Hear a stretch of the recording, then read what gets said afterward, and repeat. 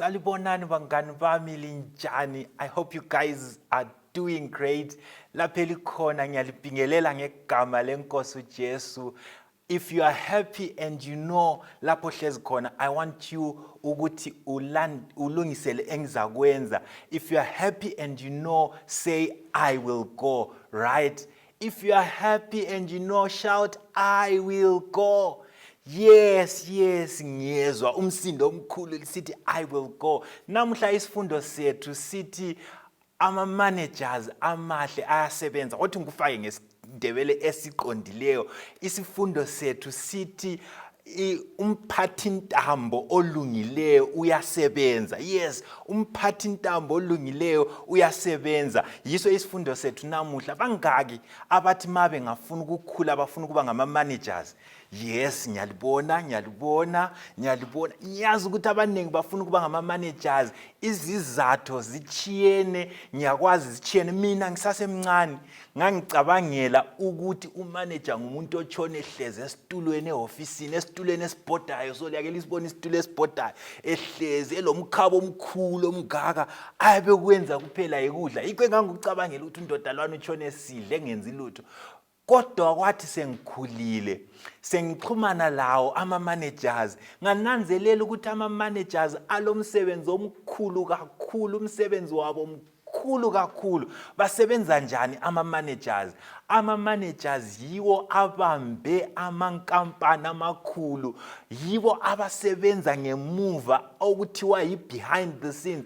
Basebenza ngemuva ukubana umsebenzi kumbe inkampani ingafi, inkampani iqhubekele phambili. Bayaplana, bayahlela, bayahlanganisa yonke into ukubana umsebenzi uqhubeke phambili. Balomsebenzi omkhulu. Enye into eyenziwa ngama managers yikuthi bayabala kakhulu. Ukuze ube ngumanager kumele ubale kakhulu, ube lolwazi olunengi, ungabali kuphela kodwa subalile, ubusuyenza oyabe ukubalile, ubusuqalisa ukusebenzisa ulwazi lwakho, ngoba ukuba ngumanager yikwenza lokubala, usenza ubala. So wothi ngifanise ama manager ngale indlela. Kulabo manager abalungileyo labo manager abangalunganga, kulabo manager abasebenzayo labo manager abangasebenziyo. Singabafanisa lamatshe lawa amabili engiwaphethe la. Ama manager angasebenziyo afana lelitshe leli elila. Ilitshe leli libi, ilitshe leli li rough mawulikhangele. Yilo ilitshe esilidingayo masiguxuza leli litshe leli li rough kodwa kulaleli ilitshe ungalikhangela ilitshe leli liyatshelela, liyacwazimula, lilitshe elihle lawe ongalidobha uyolifaka endlini yakho. Amatshe lawa achiyene ngaphi? Leli ilitshe linje so ngoba lavuma ukuthathwa ngamanzi. Selithethwe ngamanzi lavuma ukuguxuzwa ngamanye amatshe. Seliyenze njalo lavuma ukupholishwa laze laba smooth. Lapholishwa laze laba smooth ngoba lavuma ukuhamba lapho elalihanjiswa khona ngamanzi.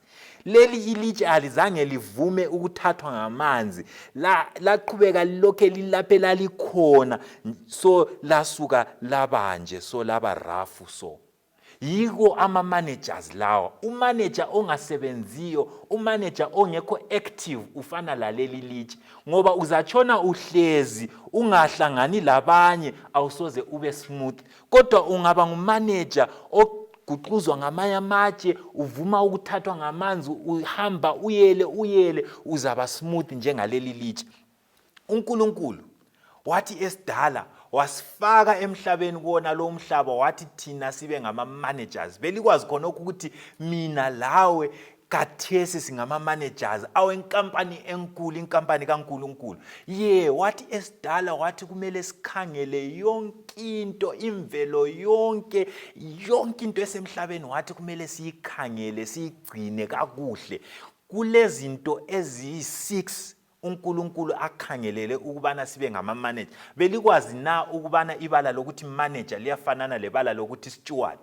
Umanager lo steward ngamabala afananayo. So uNkulunkulu wasifaka ukubana sibe ngama manager.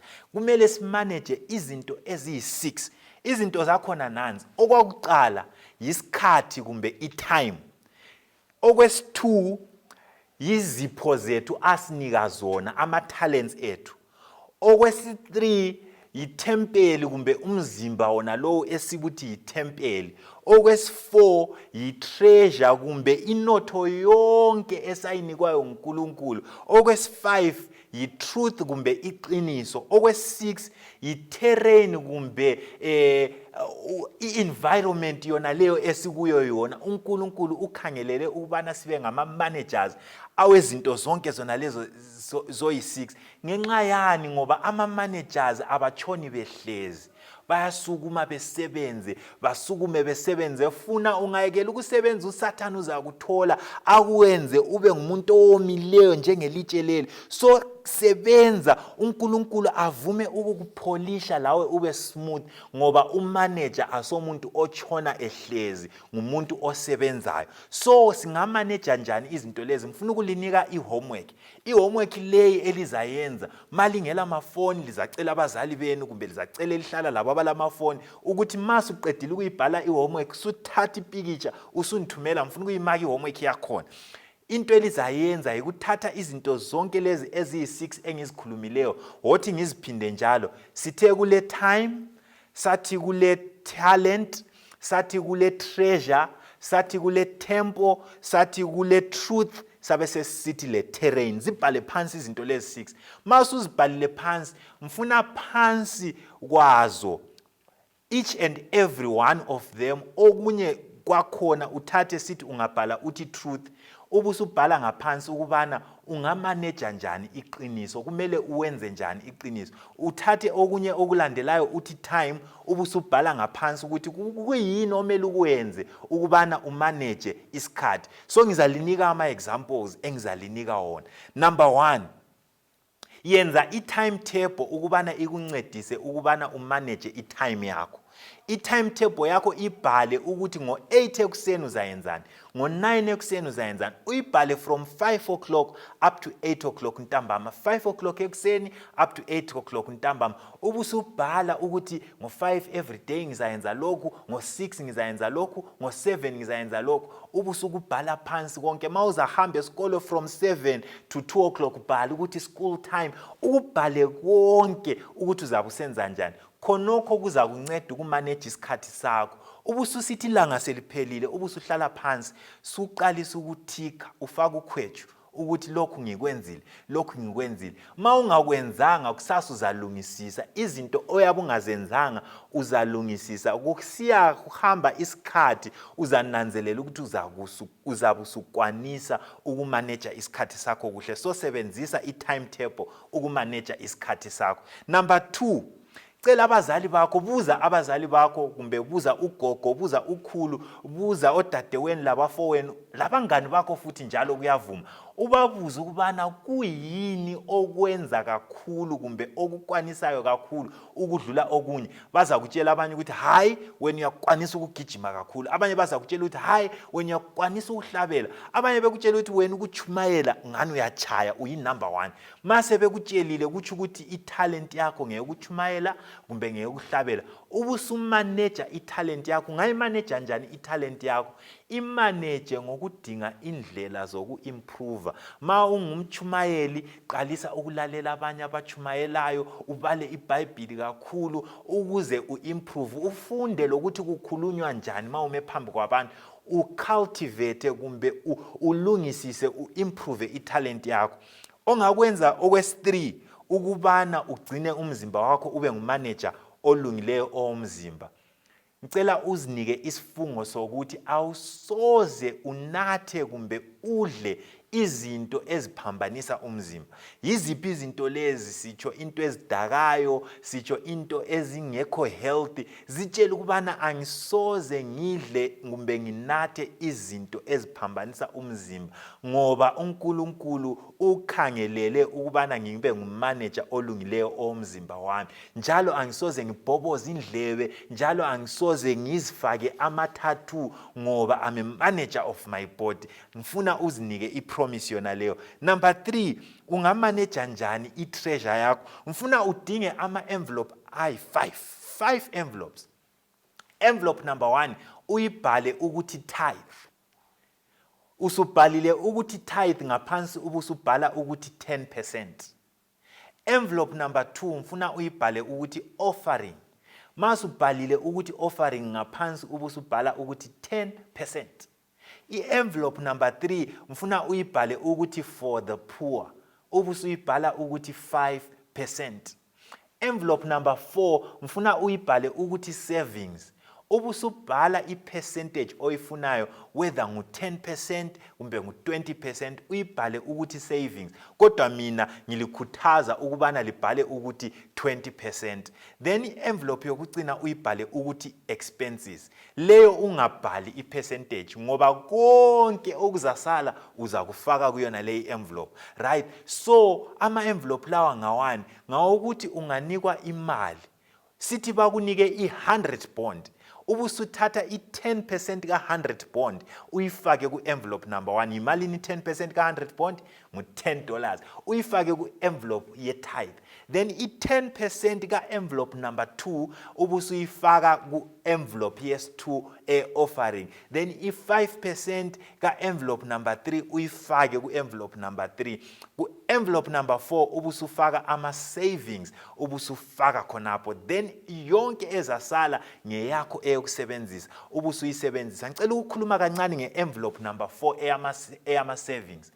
Elizakwenza ukubana uzabuthanisa imali yakho izigcwale ibe nengi. Ubusuyithatha susiya kumama kumbe kudedi kumbe kubhuti uthi bekuncedisa ukubala imali. Masuyibalile ma inengi ubususithi ngicela linithengele inkukhu kumbe imbuzi eyodwa ngoba ususevile imali yakho. Masusevile imali lana suthenga inkukhu ezimbili ukubana inkukhu zande zizalane zibe zinengi. Lawe khona uzaba le notho yakho enengi. Usumanager inotho yakho kumbe i-treasure yakho. Then esizakwenza ukubana simanage i-truth. Ngicela uzithembise ukubana every day uzabala iBhayibheli ekuseni, every day uzakhuleka, every day uzashare iBible verse lo muntu oyedwa, because ilizwi likaNkulunkulu lifuna ukuthi ungalibala ungaligcini kodwa ulishare labanye. Uyayazi ingoma lana ethi read your Bible, pray every day. Pray every day and you will grow and grow and grow. If you don't read your Bible, ungayekela ukubala iBhayibheli lakho uza kuba mncane ube mncane ube mncane ube mncane. So ukumanager iqiniso yikuthi uzabala iBhayibheli, uzakhuleka njalo uzashare labanye. Okokugcina ozakwenza ukumanager iterrain kumbe i-environment kumbe indawo lapho ohlala khona. Ngicela uzithembise ukubana next time mawusidla suqedile ukudla awusoze uphosele iphepha phansi, uzaphosela ebhini. Ma uvuka ekuseni uza cleaner iroom yakho kumbe lapho lala khona. Ma usuphume phandle ungakhangela iyadi yangakini iguma ubusuthanyela iguma, umake sure ukuthi akungcolanga. Uyenze konke ongakwenza ukubana i-environment yakho ibe clean. uNkulunkulu ukhangelela ukuthi mina lawe sibe ngama-managers aqotho, ama-managers asebenzayo, ama-managers angasomavila kodwa ahlale sebenza, ngoba ukusebenza kuzakwenza ube polished, ucwazimule njengelitshe leli lalibona elicwazimulayo elipolished. Ungasebenza la uzacwazimula, uzaba polished. Ivesi yethu esizayibala itholakala ku Matthew chapter 13 verse 43. Matthew chapter 13 verse 43. Asidinge uMatteo chapter 13 ivesi ngeka 43. Matthew chapter 13 verse 43. Vula iBhayibheli lakho ku Matthew chapter 13 verse 43. Ithi yona uMatthew chapter 13 verse 43. Lapho ke abalungileyo bazakhazimula njengelanga embusweni. Abalungileyo bazakhazimula njengelanga embusweni. Ma ufuna ukukhazimula yenza okulungileyo. Ube ngumanager olungileyo, ube ngumanager osebenzayo, umanager ovumayo ukubizwa inkosi. Ngicela ukulikhulekela ukubana inkosi ilincedise ukubana libe ngama-managers alungileyo. Asicimezeni isikhuleke.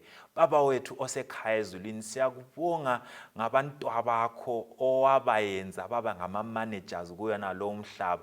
Nkosi, ngicela ingani ungabanika amandla, ubathungamelele, ubenze basebenze, bangabi ngamavila kodwa babe ngama-managers asebenzayo, avumayo ubizo lwakho, avumayo njalo ukusebenza lokulalela imithetho yakho. Ngayo uJesu ngiyakhuleka. Amen.